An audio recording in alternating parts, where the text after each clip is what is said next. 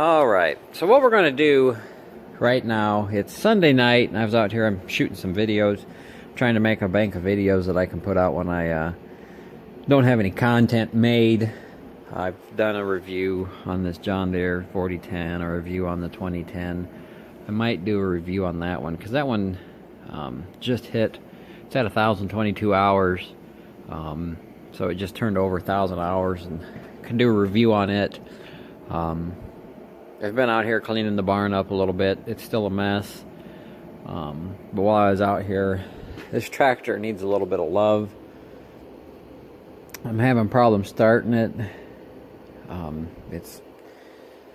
think it's got to do with the battery cables running to the starter, and also I got a wire that feeds power to something. I don't exactly know where it runs right at this moment in time because I can't really see it. The other day when I moved it out to do some cleaning, I was trying to start it, and Nick noticed that that wire was glowing orange. So, and I'm looking at it here, I can see it's kind of burnt. I think it runs from the key. It should be this wire here. It runs from the key, and it's been spliced. Actually, that's not even hooked up to anything. That was like a fusible link or something. I wonder where that goes. But I need to address this because it's a pain in the butt to start. You have to put a charger on it to give it enough power to start. We replaced, was it this battery? I don't think it was this battery. It's just a Roll King battery, I believe. Can't tell. That battery over there we replaced sometime in the spring, I think it was.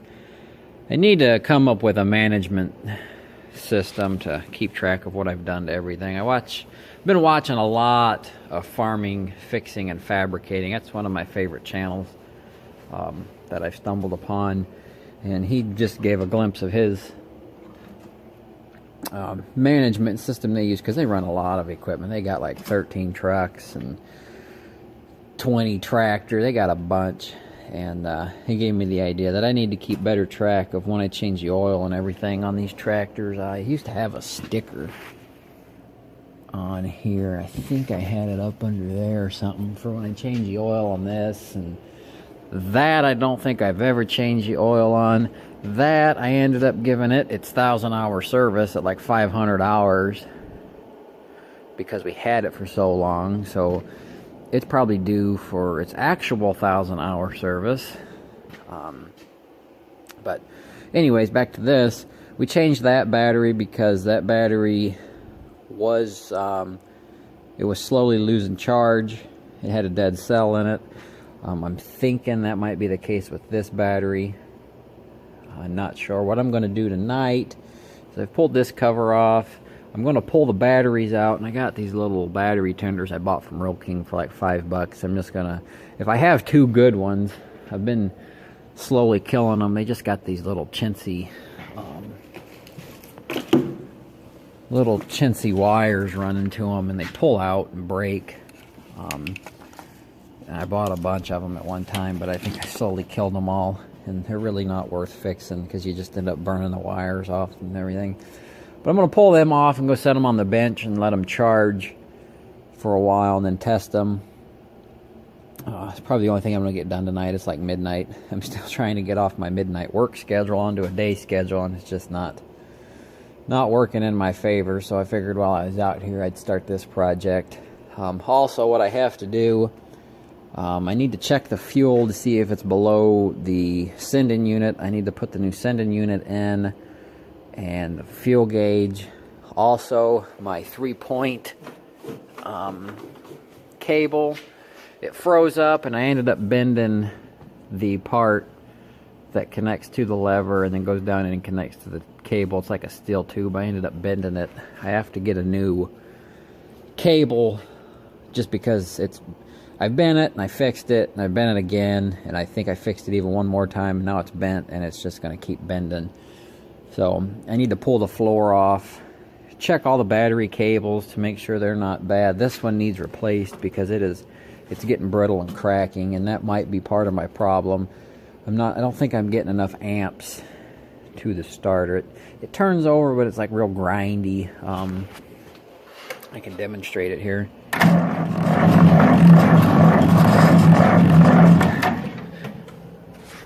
And then that wire back there gets hot, but you put a battery charger on it and it'll turn over so much better. It's just not getting the amps it needs. So I got to do that.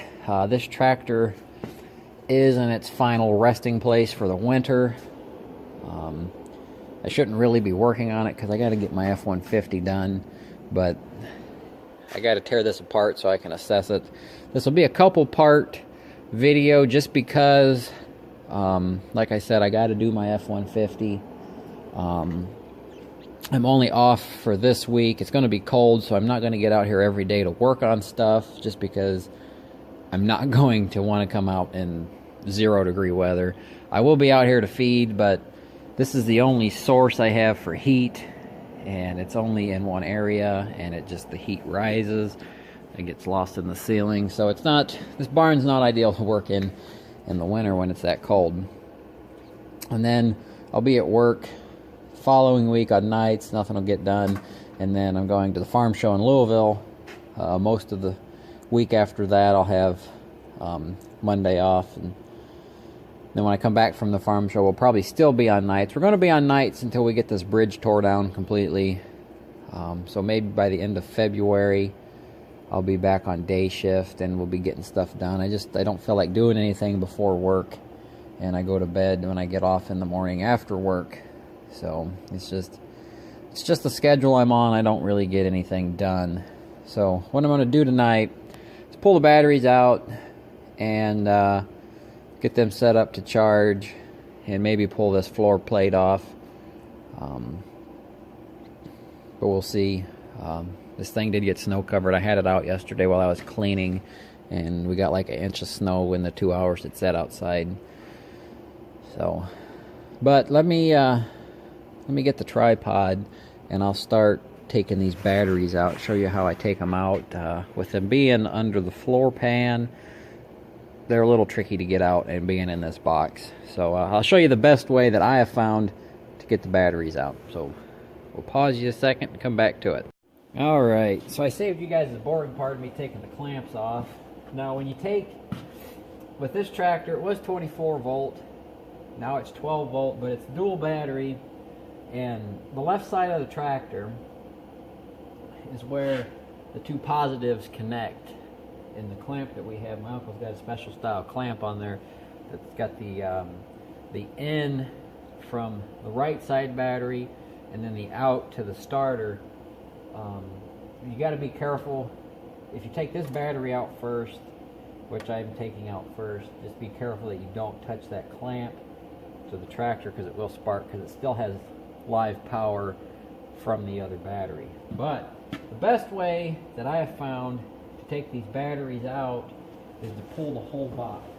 The box is pulled really easy, because all they are, hopefully you guys can see that, just a little thing that sits down in there when they tilt out, and then it catches it. And then I always set them down on the ground, and then you can pull the battery out, or tilt the battery out. Works really nice. So these are some of the easier batteries to get out versus the other tractors. And I just lean them up against the wheels. But you can see this ground cable has seen better days and might not be making good ground on there. But here's that clamp he's got on there, and this wire, there was one spot on it that was cracked. I think it's right back there. I gotta fix that, but to do that I gotta take this floor pan off. This floor pan's kind of a bear to get out to. You gotta take the seat back, and you gotta think, you can't just tilt the back up, you gotta tilt the front up, pull it forward. It's a pain in the butt because you got that slopes forward, and then your pedals are back. So that's we'll see about getting that off maybe. And I know, is it this track? one of these tractors, the ear on the transmission's broke. I think it's this one, because I've had the floor pan off of this one more than I've had the floor pan off of that one, I think. Or no, it's that one, I'm pretty sure, because we've done a lot of wiring on that tractor and had the floor pan off more on it. I think I've only had the floor pan off once on this, and I don't remember what I was doing that I had it off, but I've had it off. So let me go to the other side and we'll get that battery out. Alright, again, I just undid the clamp, pick it out, and set her on the ground. Now this battery box is starting to rust through, and that's a problem with these John Deere boxes. They fill up with dirt and start to rot out at the bottom. So, you know, we end up replacing them. But it pulls out the same as the other one. That was one of these boxes, because they hook up when they keep them in. There's just a tab. Where's it at? On the front. There's the tab, and at the back, there's the tab. You close it, and you just slide these. You know, there it's unlatched, there it's latched. And if you don't have them exactly right front to back, they won't latch. And I think actually one of these is bent, because I can only latch the back. Looks like it might be that one. But you can see these John Deere boxes always rust right there. This one's rusting, but it's not rotted out. And actually, I might take them and paint them too. Maybe fix this one. I know a good body guy that could fix that for me before it gets too bad on the back side as well. You can see they get a little rusty. This is the battery we replaced. It's a Napa battery. The other battery, I believe, is a Rural King battery.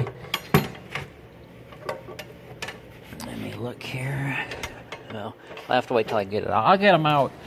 I got to clear a spot off on the workbench, and I'll get them out and set them up there and show you. Here's the boxes without the batteries in them. You can kind of see all the crap that builds up in there. Yeah, there's snow in there right now. But see all the crap that gets in there. We'll clean that out. And like I said, maybe redo these boxes a little bit. But I got both the batteries over on the bench. I got the one little maintenance charger I can find. I'm going to have to buy a couple more. Oh, excuse me. Buy a couple more at Rural King. These are like $5. They're not the best ones, but they do the job. I'd rather spend $5 to save, you know, a couple hundred, because batteries aren't cheap and whatnot. Let me actually go grab the tripod and I'll be right back. Alright, it's a little dim in the tool bay because the lights, it's cold and a lot of the bulbs are blown out. We need to readdress the lighting situation in here, but that's a project for another day. But I need to clean this tool room up too, as part of one of the projects for the week that I'm off here, because a clean barn really helps projects go smooth. So this battery was out of the left side, and it's not a Napa or a Rural King battery. It's a Power Plus commercial, marketed by Penma Company, Ashland, Ohio. I think that's one of the original batteries from when we converted it to 12 volt. We had two in there that matched, and then after we converted it to 12 volt, I used it at the school farm to spread fertilizer, and the battery on the right side, the tractor was idling, and I was talking to the guy that owned the ground that we were spreading fertilizer on, and I heard a loud bang come from the tractor. So I went over there. The battery box on the passenger side was open, and the battery actually exploded. The top right here, it separated at that seam, and it blew all the caps off of the battery. I don't know why it did it. We thought maybe the alternator was overcharging or something, but it wasn't. It just might have been a bad battery. But I think this is the original battery from that.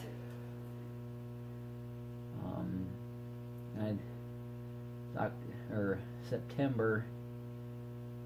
And it's got a 2 punched out. I don't know. I don't remember how they date them. That would have been September 2nd. That was about the time frame I think we converted it. I don't remember. Like I said, I got to get a better record management system. But then we changed the bright side with a Rule King battery, and I hate Rule King batteries. I had a 6 volt that killed itself over a winter, and it laid dead all winter and was junk. So I don't like Rule King batteries. Lawnmower batteries are fine though. They're cheap everywhere and they don't work good anyway. So, but I'm checking the Napa battery, the one we just bought. It's a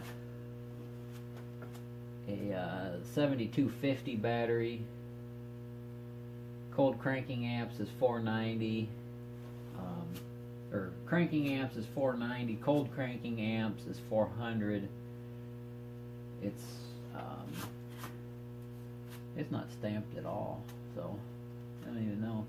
But I'm checking it. It's just over. Well, it's right at 13 volts. And I got a load tester, so we're going to check it, and it's still in the good. So that one's still good. Now let's check the older battery. It's also at 13 volts, but as soon as you load test it, it drops to 0, and you can actually hear this thing sizzling.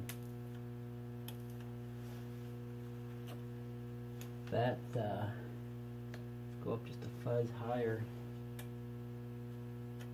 No, okay. Now we're getting a different reading. It's weird. It says it's still good.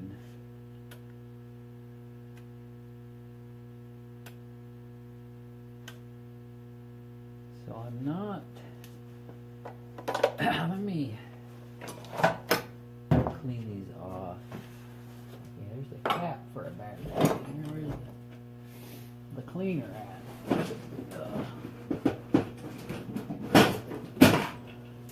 Paper towel and wire brush. Thought I saw wire brush. Oh, here's the cleaner.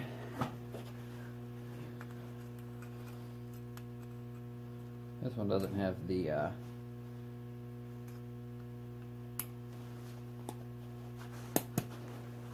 other end of the cleaner.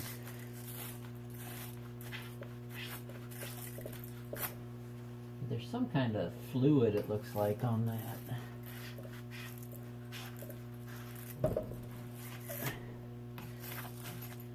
I'm not sure. Both of these have. I'm not sure if that's a spray, like a protective spray or not.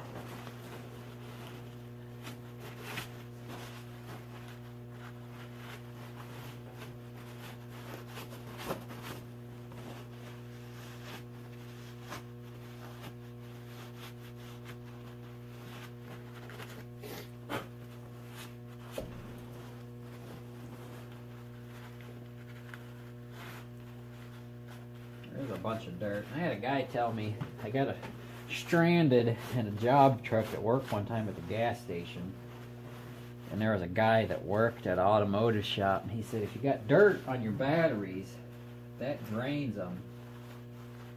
because electricity can travel through the dirt between the posts and essentially short them out. So he said it's important to keep your batteries clean, which I didn't know.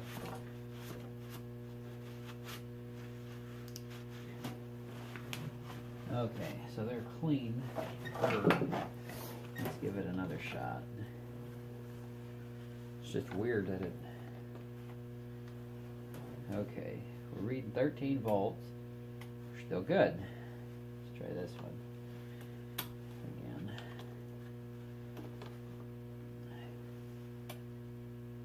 It's reading just as good as the other one. So the batteries are not the problem. Basically, if you don't know how this works, let's see if I can get you. Because sometimes a battery will read good voltage-wise. And what do you got here? This is a load tester. It's a 100 amp 12 volt load tester. You hook it up and it reads you your volts. You see it's right there at 13. Okay, then there's a switch on the bottom. You flip the switch, it puts it under a load, and we're for 1,000 cranking amps, we're good. And this is, I think that's the way it works. Let's see, no. Let me look.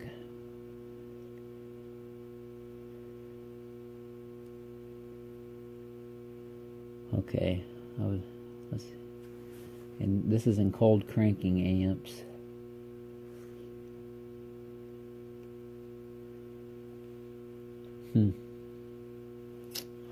I don't know, but it's got them. I'm gonna have to do some more research on that. You got them numbers there. I thought that was for your cranking amps, and that was good for 1,000. But it's a 400 cranking amp battery, cold cranking amp. So I'm gonna have to look at that. But anyways, that's how it works. It'll tell you your volts, and then you put it under a load. It's got a coil in there that puts it under a load, and you can see right there it's good at 1,000. So that's how that works. All that is a heating element. It's actually a little bit orange right now because I've been using it. But that's how you load test the battery, because not all the time by checking voltage is your battery good. This will tell you if it's got a bad cell in it or whatever, and it's losing power. I had a battery one time in my girlfriend's mom's car that slowly started going bad, and I sat there with a tester on it, and every couple of minutes it would drop a point of a volt, and I didn't have a load tester, but it would have tested bad. Now this is a battery maintainer. Oops. This one might not be from Real King. This might be one of the older Harbor Freight ones we got, but it's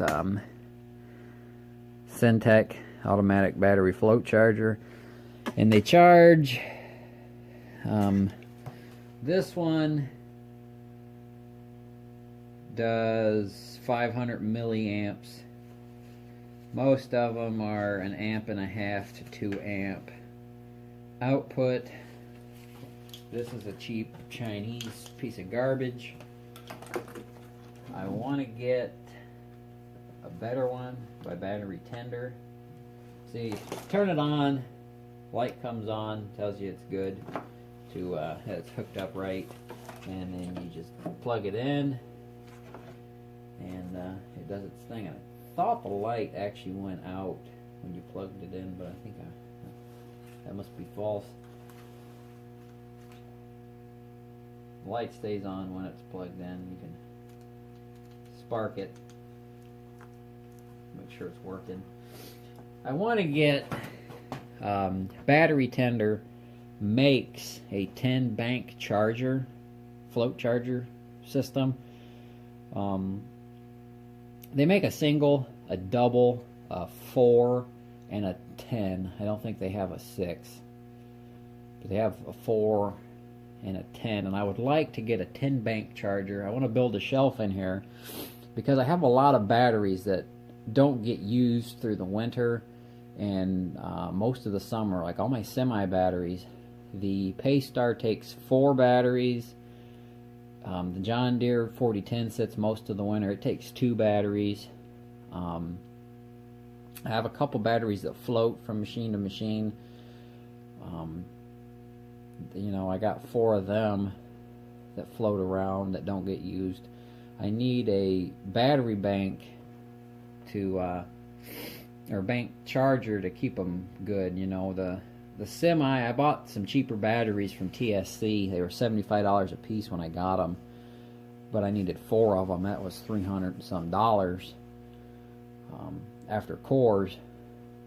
And you know, the battery tender, from what I could find on Amazon, was anywhere from $5.99 to $910, which is a big chunk of money. But if you're saving batteries by keeping them alive, essentially, and fully charged, you know, that would pay itself off over time.